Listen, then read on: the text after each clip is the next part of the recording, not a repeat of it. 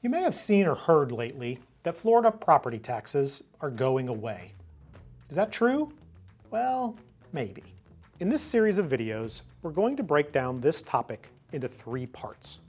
In this video, we're going to explain how Florida property taxes currently work.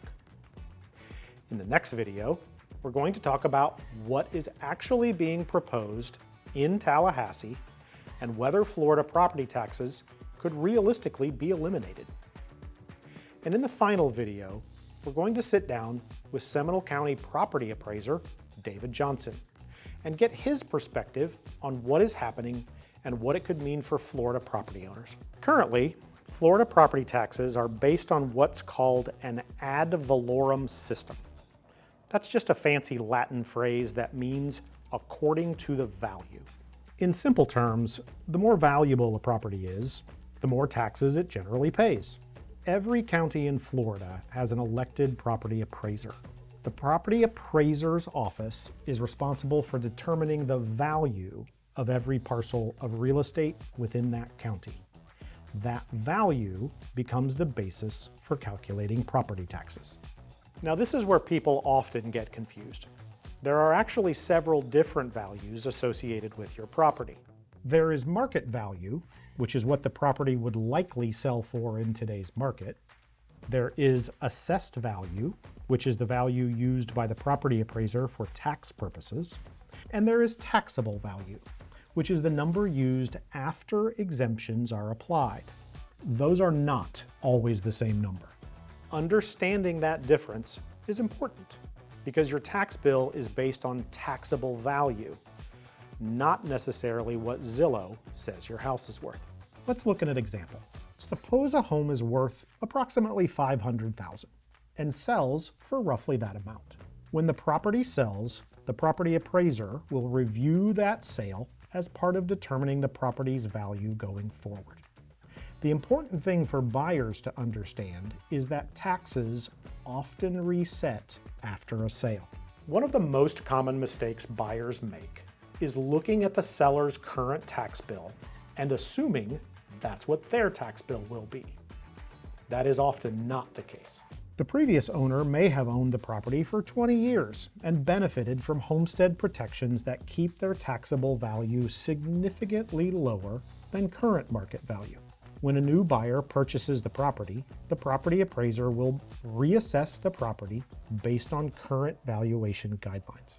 That's why it is very common for a new owner's tax bill to be substantially different from the previous owner's tax bill. If the property has not sold recently, the property appraiser generally uses accepted appraisal methods to estimate value. The most common method is the sales comparison approach. If you'd like a deeper explanation of how that works, check out my video on how real estate values are actually determined and why Zillow often gets pricing wrong. Once the value is established, the next question becomes, how is the actual tax amount calculated?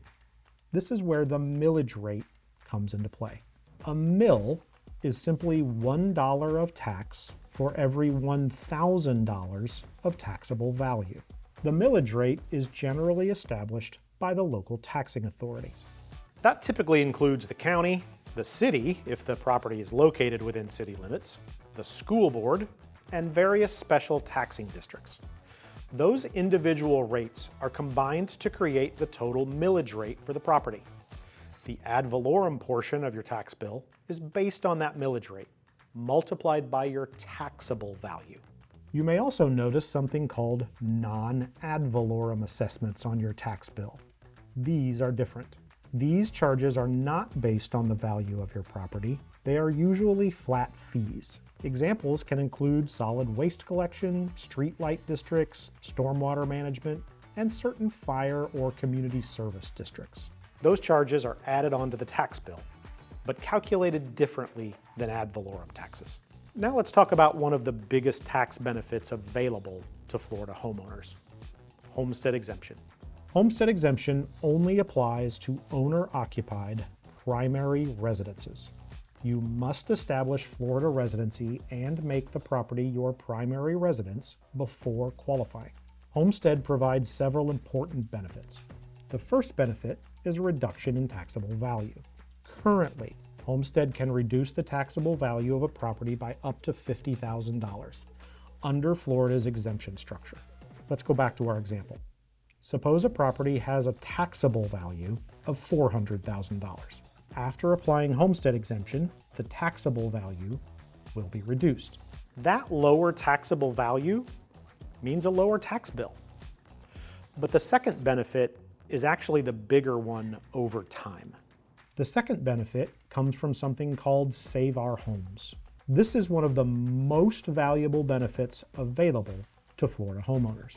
Once a property is homesteaded, annual increases in assessed value are generally capped.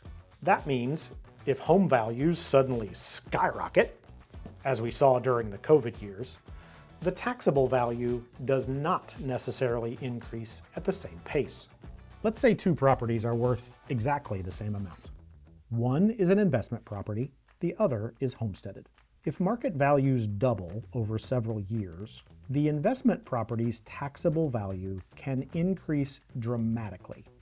It's currently capped at 10% per year.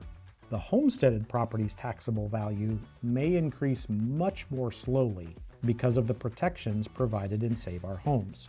Homesteaded properties are currently capped at 3% a year. Over time, that can create thousands or even tens of thousands of dollars in tax savings. It is one of the biggest financial advantages of owning and living in your primary residence in Florida. So let's put all of this together. Florida property taxes are based on an ad valorem system. The property appraiser determines value, the taxing authorities establish millage rates, exemptions reduce taxable value, and homestead protections can significantly limit future increases in taxable value. Once you understand those pieces, Florida's property tax system starts to make a lot more sense. Now that you understand how Florida property taxes work today, the next question becomes, what happens if Florida gets rid of property taxes altogether? You've probably seen headlines. You've probably heard politicians talking about it. You've probably seen people arguing about it online. Some people think it's a fantastic idea. Others think it's impossible. In our next video, we're going to break down exactly what is currently being proposed, who is supporting it, who is opposing it, and where it stands today, and what it could mean for Florida homeowners if it ever becomes a reality.